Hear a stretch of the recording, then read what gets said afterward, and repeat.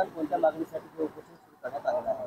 बीड जिल्हा परिषदच्या सेवेत असलेले भाषा व सामाजिक शास्त्र या विषयाचे प्राथमिक पदवीधर शिक्षक आमचा विषय बदलून देण्यात यावा आणि गणित व विज्ञान हा विषय ग्राह्य धरण्यात यावा म्हणून आज या ठिकाणी उपोषणात बसलेले आहेत।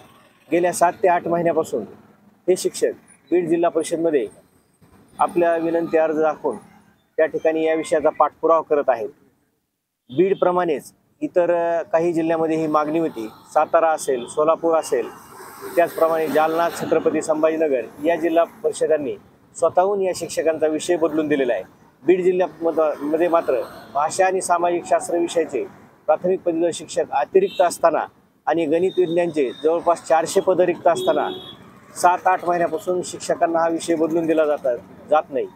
माननीय शिक्षण संचालक पुणे यांनी बीड जिल्हा परिषदला हा विषय बदलून देता येतो म्हणून मार्गदर्शन दिलेले, तसेच या शिक्षकांनी हा विषय बदल करून दिला नाही म्हणून उच्च न्यायालय छत्रपती संभाजीनगर या ठिकाणी रिट याचिका दाखल केली होती।